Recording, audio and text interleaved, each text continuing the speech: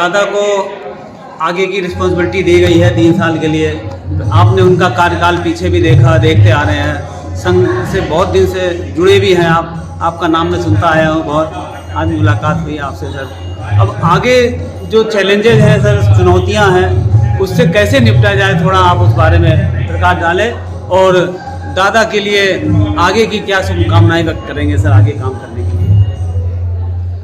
ऐसा है, दादा दीदी के साथ में जीवन बिताए, गांधी विचार उनके दिल में है।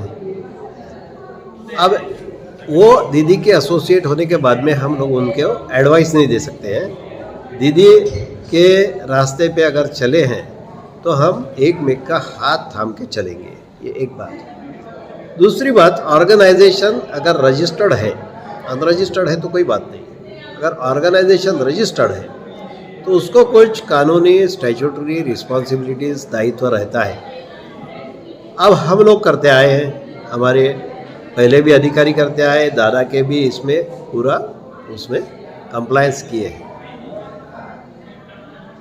आगे में भी करेंगे। 2 पार्ट करिए उसमें, एक ऑफिस एडमिनिस्ट्रेशन और दूसरा ऑपरेशनल एडमिनिस्ट्रेशन। ऑपरेशनल एडमिनिस्ट्रेशन में जो मूवमेंट है, जो ज्वलंत विषय है, सामाजिक समस्याएं हैं, कहीं पे एक्सेस रेन हो रहा है, कभी शॉर्ट रेन हो रहा है, कभी कोई भूखे मर रहे हैं, कभी कोई कोविड सिचुएशन में हमने अभी बहुत अच्छा काम किया है, तो उसको विजुलाइज करके फोरसाइट से कि ये समस्या है, और जिन जिन लोगों को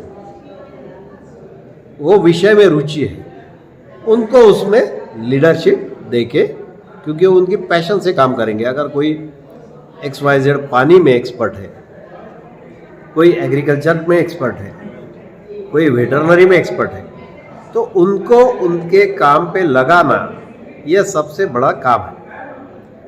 काम तो मैं भी कर सकता हूँ, दादा भी कर सकते हैं, सब कर सकते हैं, लेकिन काम अकेला आदमी करता है तो छोटा होता है। कलेक्टिवली और उसमें एक्सपर्टाइज का अगर कंट्रीब्यूशन आता है, वो डायरेक्शन देते हैं एक्सपर्टाइज, तो काम अच्छा भी होता है और ड्यूरेबल भी होता है, और समाज में उसका फुटप्रिंट बहुत अच्छे से होता है। अब रहा ये हरिजन सेवक संघ की बात। हरिजन सेवक संघ एक अलग संस्था है, जहाँ पे आज इतना बड़ा कैंपस दिल्ली में और 24 स्टेट्स में इसका वास्तव्य, इतने सालों से जुड़े हुए लोग, और वो फैमिलीज टुगेदर, जनरेशंस टुगेदर जुड़े हुए हैं, तो ये अपने आप में एक इनविजिबल एसेट है। Material asset and invisible asset, इसमें हम लोग अलग अलग क्लासीफाई करेंगे। ये मटेरियल एसेट्स है कि जहाँ पे संस्थान की ज़मीन है, वहाँ पे कर्मचारी है, वहाँ पे संसाधन है। और इनविजिबल है कि लोगों की सोच एक दायरे में बंधी हुई। तो हम चाहते हैं कि दादा के नेतृत्व में और सभी पदाधिकारियों के नेतृत्व में ये अगली पीढ़ी के पास ये वारसा जाए। आज दुनिया में आक्रोश है, वायलेंस है, हमारे बगल में वायलेंस है, हम उससे जूझ रहे हैं। आज 100 रुपये की प्राइस है पेट्रोल डीजल की, कल 200 भी देना पड़ेगा, क्योंकि अप्रैल में अभी न्यूज़ है कि 150-200 के बीच में। तो ये इससे आम जनता त्रस्त हो जाएगी। तो हमको ये चाहिए कि prevention is better than cure. लोग आपस में क्यों झगड़ रहे हैं? जात में डिवाइडेड है, धर्मों में डिवाइडेड है, और मेरा धर्म दूसरे से श्रेष्ठ है, ये भावना से पीड़ित है।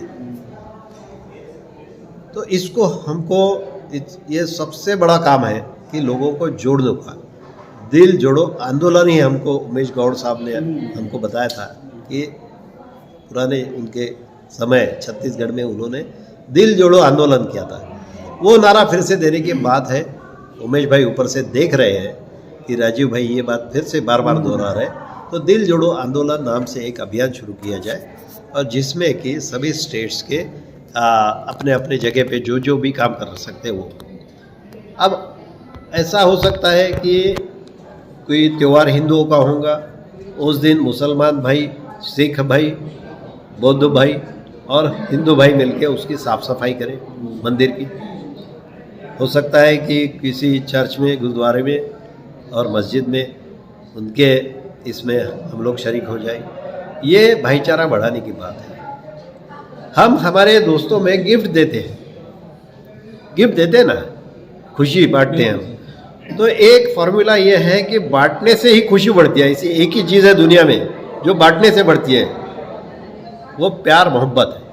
और दीदी ने वही सबसे ज़्यादा लुटा दिया उन्होंने। और दीदी के रास्ते से हम लोग अगर चले तो मुझे नहीं लगता हमें कोई दिक्कत रहेगी। सरकारें आती जाती रहती है और सरकारों को अवगत करना, बड़ी विनम्रता से उनके सामने अपना मुद्दा रखना, समाज का मुद्दा रखना है, ये हमारा काम है। और वो काम हम बखूबी निभाएंगे, दादा के नेतृत्व में निभाएंगे, ये मेरा मानना है, ये मेरा विश्वास है। धन्यवाद। जय जगन्नाथ। Thank you sir.